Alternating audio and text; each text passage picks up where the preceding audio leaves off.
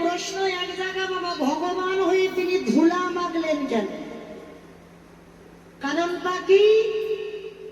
নিজে আচরি ধর্ম জীবেরই শিখা। নিজে না বললে তো জীব বলবে না, নিজে যদি না কৃষ্ণ বলে না কাঁদে জীব তো কাঁদবে না, নিজে যদি সাধুগুরু বৈষ্ণবদের সম্মান না জানান এই জগতের জীব কেউ সাধুগুরু বৈষ্ণবদের সম্মান করবে না।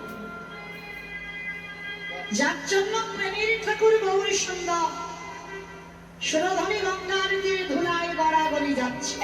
ও মায়েরা, এই আমাদের মতো মেয়েরা, আমাদের মতো ছেলেরা, অল্প বয়সের ছেলেরা, এরা মানে না যে গুরুজনের চরণ ধুলার ক্ষমতা কতটা,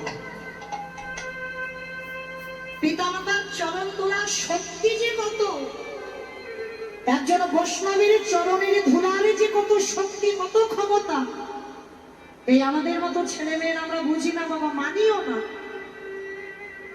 কিন্তু বাবা মেনেছিল মহাভারতে যুধিষ্ঠির মহারাজ।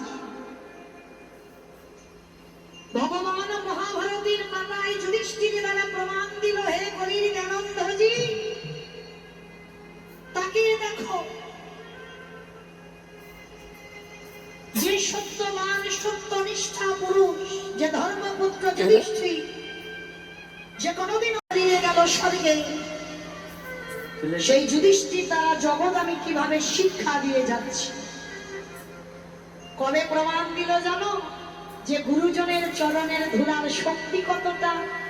কুরুক্ষেত্রের মাঠে যেদিন যুদ্ধ শুরু হবে, যুদ্ধের ঠিক প্রারম্ভে ভগবান কৃষ্ণ ডাক দিল, যুধিষ্ঠির,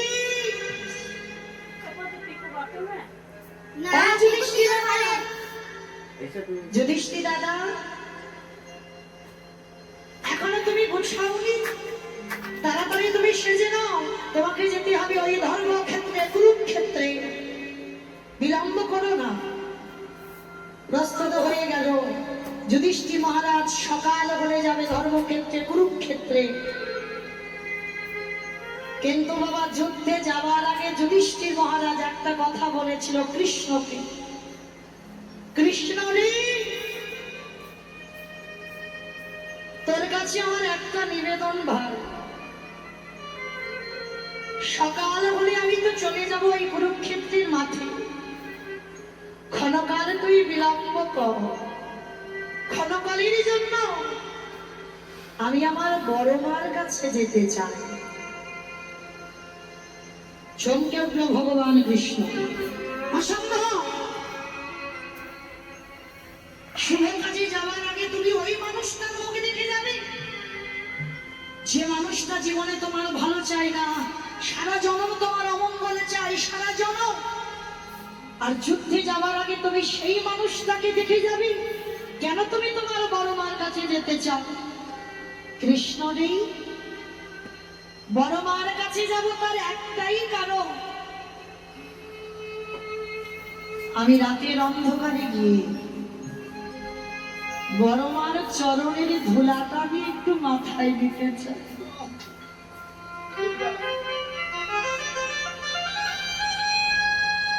এই হলো ধর্মপুত্র। দেখেন বাবা, কোনদিন অধর্ম করে, যেই না বড় মার চরণের ধুলার কথা বলেছিল, ছলকে উঠেছে, অসম্ভব, অসম্ভব। যে মেয়েটা সারা জনম ঠাকুরের কাছে মাথা ঠুকেছে কবে তোমার মৃত্যু হবে, আর তুমি কিনা শুভ কাজে যাওয়ার আগে ওই মেয়েটার পদধূলা নেবে, এটা হয় না কৃষ্ণ? কথাটা শুনে আমার যুধিষ্ঠির মহারাজ বলেছিল, কৃষ্ণজি এই কথাটা সবার মুখে মানায় কিন্তু তোর মুখে নয়। আমি জানি আমার বড় মা ভালো নয়, জানি আমার বড় মা মঙ্গল চায়, তথাপিও আমি আমার বড় মার পদধূলাটা নেব। কেন নিতে চাও? কৃষ্ণজি আমি যাচ্ছি শুভ কাজে, সে যে আমার বড় মা, আমার মায়ের থেকেও বড়, আর আমি যদি শুভ কাজে যাওয়ার কালে আমার বড় মার পদধূলাটা আমার শ্রী অঙ্গে না নিই, আমার মাথায় ধারণ না করি, কৃষ্ণ ওই যুদ্ধে গিয়ে কোনোদিন আমি জয়ী হতে পারবো না। বাবা বিশ্ব ব্রহ্মাণ্ডে যা যা কিছু ঘটে সবই তো তার ইচ্ছাতে ঘটে, এটা আমরা মানতে পারি না। এই যে যুধিষ্ঠির মনের পরিবর্তন, এটা কি যুধিষ্ঠির একা একা করেছে? অত সোজা নয়, ভগবান মনে করিয়েছে তবে তো মনে হয়েছে। বেশ, তবে দেখো দাদা তুমি দেরি করবে না, যাবে আর চলে আসো। ঠিক আছে, আমি যাব আর গিয়েই পদধূলাটা নিয়েই চলে আসো। রাতের অন্ধকারে গিয়ে ডাক দিচ্ছে বড় মাকে, আর বড় মা যে জীবনে কোনোদিন ভগবানের জন্য কাঁদেনি, আজ প্রথম। ছেলেগুলো কাল যুদ্ধে চলে যান, আমার মা তো এ জগতে যারা সন্তানের বাবা মা হয়েছে তারা বুঝতে পারে সন্তানের মঙ্গল আর অমঙ্গল প্রথমেই বাবা মার হৃদয়টা কেঁদে ওঠে, যে আজ আমার ছেলের ভালো হবে না, আজ আমার ছেলের মন্দ হবে। কি মা ভুল বললাম? তবে আজকালকার ছেলেরা বলে আজকাল নাকি বউ আগে বুঝতে পারে স্বামীর কবে অমঙ্গল হবে, এটা নয়। সন্তানের মঙ্গল অমঙ্গল আগে গর্ভধারিণী মা। দেখবেন বাবা এই মা ডাকটা খুব ছোট ডাক, কিন্তু ভগবান এই মা ডাকে এমন সুধা দিয়েছে না, মা নামে সুধা ঝরে, মা নামে সুধা খরে, মা বড় সুধার সমান, ডাকিলে জুড়াই আইসে পড়ে। মা ডাক্তার সঙ্গে সঙ্গে হৃদয়টা যেন জুড়িয়ে যায়। এই মায়ের আত্মাটা যদি শ্মশানে পোতা থাকে, তথাপি শ্মশানের মাটিতে কেঁদে বলবে বাছার যেন মঙ্গল। সন্তানের প্রতি বাবা মার ভালোবাসাটা একটা আলাদা করে। কিরকম ভালোবাসা জানো? আমার একটা ছোট ছেলে বাবাকে বলছো, বাবা বাবা তুমি বাজারে যাচ্ছ, আমার একটা 5 টাকা দামের পার্লেজি বিস্কুট এনে দিও না বাবা। বিস্কুট খাবি? ঠিক আছে আমি তোর জন্য বিস্কুট এনে দেবো। বাবা একটা পার্লেজি 5 টাকা দামের প্যাকেট এনে দিয়েছে, ছেলের হাতে দিয়েছে। বাবা ছেলের ভালোবাসাটা দেখে। ছেলেটা বলছে, ও বাবা আমি প্যাকেটটা ছিঁড়তে পারছি না, তুমি একটু ছিঁড়ে দাও না বাবা। দাঁত দিয়ে ছিঁড়ে দিল বাবা। ছেলেটা বিস্কুটটা খাচ্ছে, বাবা বলছে, খোকা একটা বিস্কুট দিবি?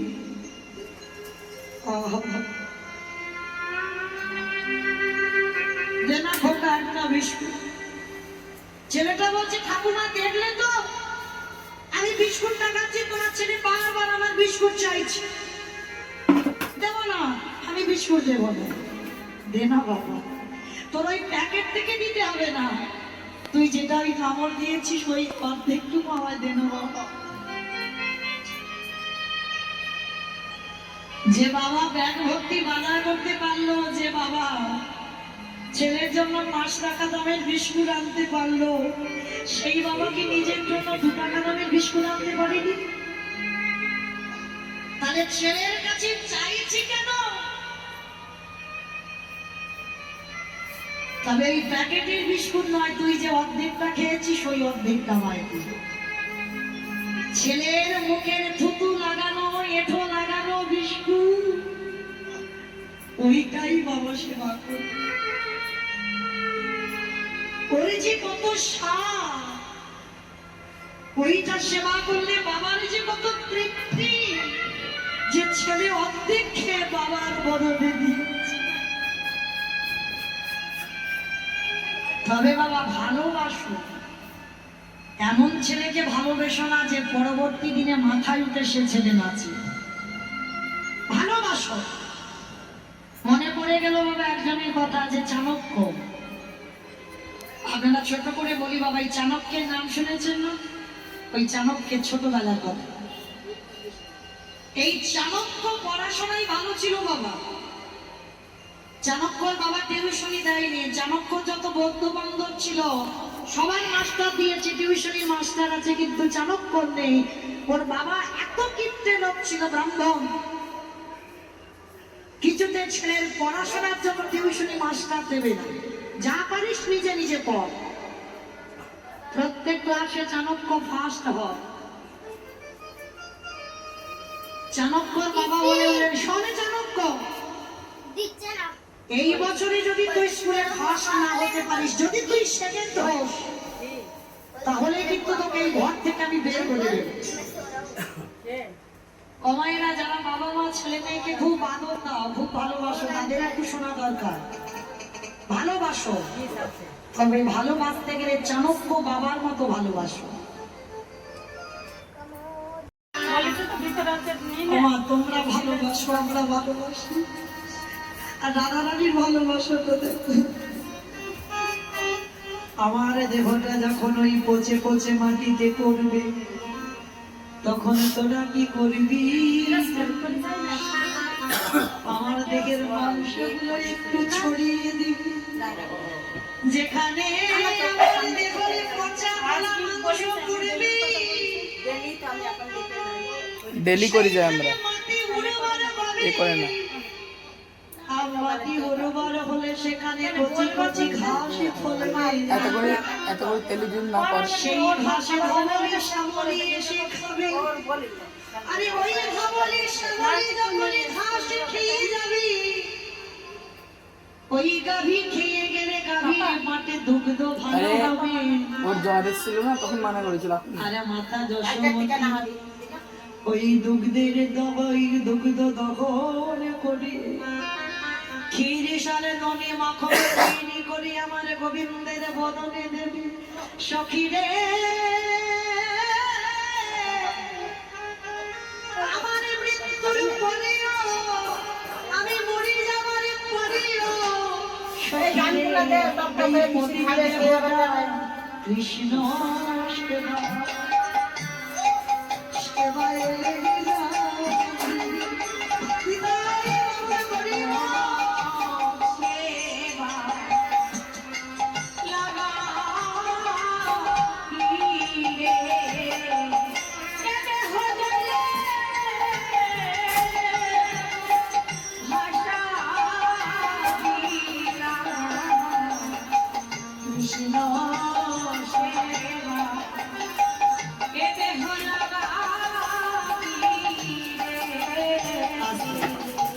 ভালো যদি বাঁচতে হয় বাবা, এইরকম ভালোবাসো, তবে গোবিন্দের একটা ডাক তোমারই ডাকে গোবিন্দের কানে পৌঁছে যাবে।